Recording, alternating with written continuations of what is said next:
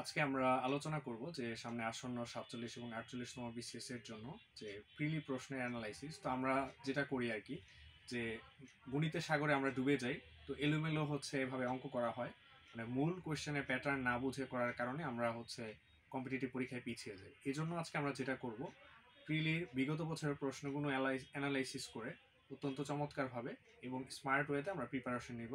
এবং তো সেই ক্ষেত্রে আমরা বিগত 35তম বিসিএস থেকে শুরু করে একদম 45তম বিসিএস পর্যন্ত যে প্রশ্নগুলো আছে সেগুলো অ্যানালিসিস করে আমরা হচ্ছে গুরুত্বপূর্ণ জায়গা বা এরিয়া অফ ইন্টারেস্ট যেটা আছে সেটা অনুযায়ী আমরা কাজ করব। ঠিক আছে, তো প্রথমে আমরা আলোচনা করব এখানে যে 3 মার্কস আছে, পাটিগণিতের 3 মার্কস আছে, এটা খুব গুরুত্বপূর্ণ। তো সেই ক্ষেত্রে দেখা যায় যে অত্যন্ত বেসিক যে জিনিসগুলো আছে সেটা মানে সংখ্যার ধারণা, বাস্তব সংখ্যা, আপনার হচ্ছে যৌগিক সংখ্যা, মৌলিক সংখ্যা, বা হচ্ছে মনে করেন আপনার প্রাইম নাম্বার, তারপরে হচ্ছে আপনার হচ্ছে যে জোড় বেজোড়, এই ধরনের বেসিক কনসেপশন থেকে মানে সংখ্যা সংক্রান্ত বিষয় থেকে 9টা প্রশ্ন এসেছে। তারপর লসাগু গসাগু থেকে এটাও হচ্ছে প্রায় 8টি প্রশ্ন এসেছে। তারপরে হচ্ছে শতকরা থেকে আপনার হচ্ছে 9টি প্রশ্ন এসেছে, এটা অত্যন্ত গুরুত্বপূর্ণ। তাহলে এই তিনটা হচ্ছে আমার একদম সুপার গুরুত্বপূর্ণ এই তিনটা পার্ট। এছাড়াও রয়েছে আপনার হচ্ছে সরল যৌগিক মুনাফা এবং অনুপাত সমানুপাত, এখান থেকে পাঁচটি করে প্রশ্ন আছে। তো এটা আমার দ্বিতীয় গুরুত্বপূর্ণ বিষয়, এবং এই জায়গার যে বিষয়টা আছে এটা হচ্ছে আপনার অন্যান্য পরীক্ষাতেও বারবার আসতে দেখা গেছে। ঠিক আছে, মানে এটা হচ্ছে আপনার অন্যান্য জায়গাগুলোতে ভালো করার জন্য এইটার বেসিক কনসেপশনটা আপনার অন্যান্য ম্যাথের ক্ষেত্রে এই স্ট্র্যাটেজিগুলো কাজে লাগে। তারপরে হচ্ছে লাভ ক্ষতি। তো মূলত আমরা যদি রেগুলার পাটিগণিত বলি, ঐকিক নিয়ম বলি, তো সেই ক্ষেত্রে আপনার সুদ সংক্রান্ত অঙ্ক, অনুপাত সংক্রান্ত অঙ্ক, লাভ ক্ষতি সংক্রান্ত অঙ্ক, এই তিনটা মোস্ট ইম্পর্টেন্ট। এছাড়াও মাঝে মাঝে কিছু ইরেগুলার অঙ্ক আছে, যেমন হচ্ছে আপনার লাভ ক্ষতি থেকে একটু কম অঙ্ক আসে, যে একটা অঙ্ক এসেছে, গড় থেকে একটা দুইটা আসে, তারপর হচ্ছে ভগ্নাংশ থেকে আসে, তারপরে হচ্ছে আপনার ঐকিক নিয়মের সংক্রান্ত মাঝে সরাসরি যৌগিক নিয়ম যেটা আছে এটা। তো সেই ক্ষেত্রে আমার হচ্ছে এই জায়গাটা হিট করতে হবে, এবং এই যে এই দুইটা প্রশ্ন আছে এই দুইটা জায়গাও হিট করতে হবে, লাভ ক্ষতি কম করলেও হবে। এই হচ্ছে বিষয়। পরবর্তীতে আমরা দেখব হচ্ছে বীজগণিতের 6 মার্কস, মূলত যে বেসিক বীজগণিতের যে সূত্র আছে সেইখান থেকে হচ্ছে আপনার এই অংশটা। ঠিক আছে, তো এর মধ্যে হচ্ছে আপনার বীজগণিত সূত্রাবলী এটা সবচেয়ে গুরুত্বপূর্ণ। তারপরে হচ্ছে যে বহুপদী উৎপাদক, এটা খুব কম আসে।